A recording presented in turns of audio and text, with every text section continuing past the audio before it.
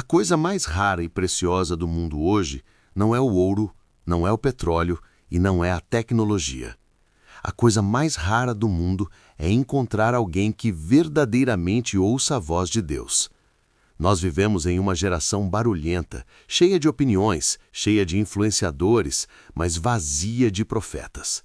E a Bíblia nos conta que houve um tempo exatamente assim em Israel. Um tempo onde a palavra do Senhor era muito rara e as visões não eram frequentes. O povo estava perdido e a liderança estava corrompida.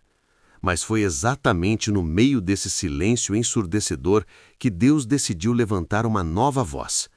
Bem-vindo à terceira temporada da nossa série Dias de Glória.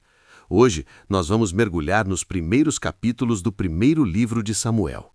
Vamos entender como Deus age quando ele precisa substituir uma liderança que falhou e como ele prepara alguém para ser o seu porta-voz na terra. A história de Samuel não é apenas uma história bonita para crianças na escola dominical. É um manual urgente de posicionamento espiritual para os nossos dias. Se você sente que Deus está em silêncio na sua vida ou na sua nação, você precisa entender os princípios que ativaram o chamado de Samuel. O cenário era caótico. O sumo sacerdote era Eli. Ele já estava velho, seus olhos estavam escurecendo, tanto física quanto espiritualmente. Ele era um homem bom, mas foi um pai omisso e um líder fraco. Os filhos dele, Hofni e Finéias, eram sacerdotes que deveriam conectar o povo a Deus, mas a Bíblia os chama de filhos de Belial. Eles roubavam as ofertas do povo, eles cometiam imoralidades na porta do tabernáculo. Eles transformaram a casa de Deus em um lugar de escândalo. O povo trazia sacrifícios querendo perdão e encontrava exploração. E o pior de tudo, Eli sabia de tudo isso e não fazia nada enérgico para parar. Ele honrava mais os seus filhos do que a Deus. Preste atenção nisto. Deus é paciente, mas ele não é conivente. A unção que não é honrada, uma hora é removida. Quando a liderança espiritual se corrompe, Deus não tenta reformar o velho sistema. Ele começa a preparar o substituto no secreto. E o substituto era Samuel. Samuel foi fruto de um milagre. Sua mãe, Ana, era estéril e fez um voto. Se Deus lhe desse um filho, ela o devolveria para servir no templo todos os dias da sua vida. E assim foi. Desde pequeno, Samuel vivia dentro do ambiente do templo, servindo a Eli. E aqui está o ponto de virada. A Bíblia diz em 1 Samuel capítulo 3 que Samuel ministrava perante o Senhor, sendo ainda menino. Ele vestia uma estola sacerdotal de linho. Enquanto os filhos de Eli estavam ocupados pecando, Samuel estava ocupado servindo. Enquanto Eli estava ocupado dormindo, Samuel estava ocupado aprendendo a estar na presença.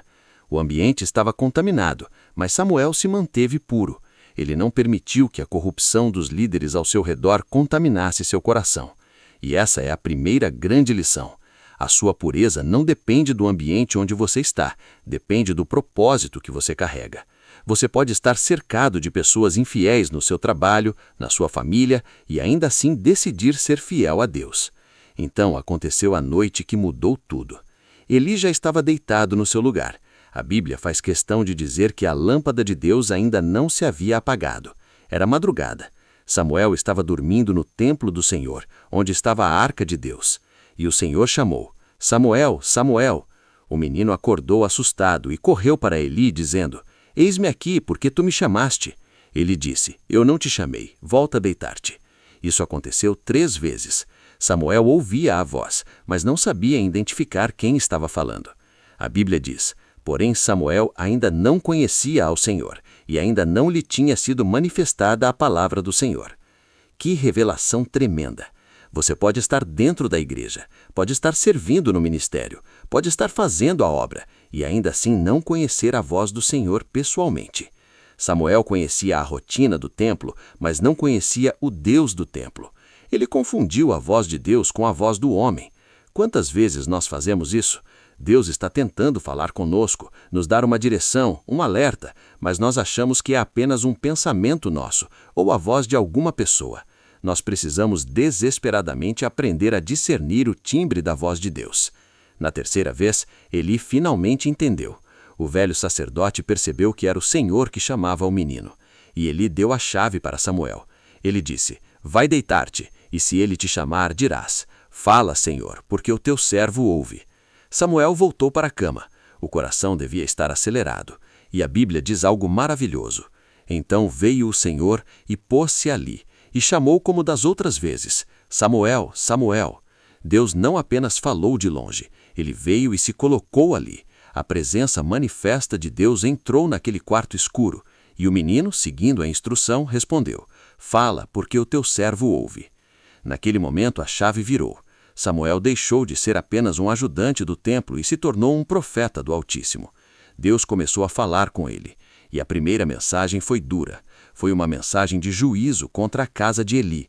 Deus disse que julgaria a casa de Eli para sempre pela iniquidade que conhecia, porque seus filhos trouxeram maldição sobre si, e ele não os repreendeu. Deus estava anunciando a troca de guarda. Ele estava dizendo ao menino que a liderança antiga havia sido rejeitada e que uma nova era estava começando. No dia seguinte, Samuel teve que ter a coragem de entregar essa mensagem dura a Eli. E ele entregou. A história de Samuel nos deixa lições cruciais para hoje.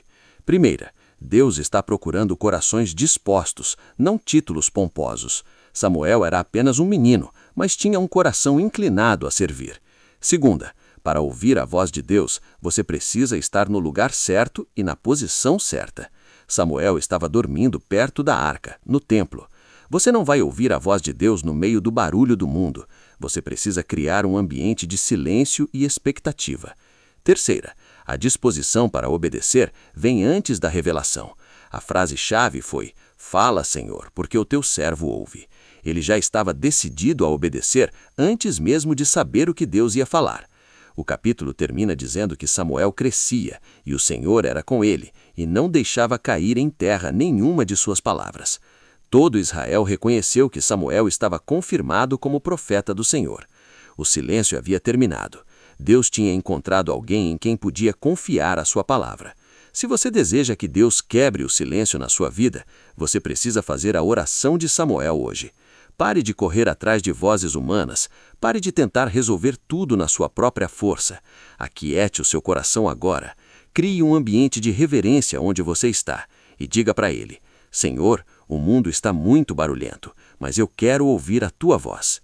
Eu não quero apenas servir na sua casa, eu quero conhecer o Senhor da casa. Eis-me aqui. Fala, Senhor, porque o teu servo ouve. Se essa é a oração do seu coração hoje, deixe o seu like como um sinal de que você está com os ouvidos abertos para Deus e declare nos comentários: Fala, Senhor, o teu servo ouve.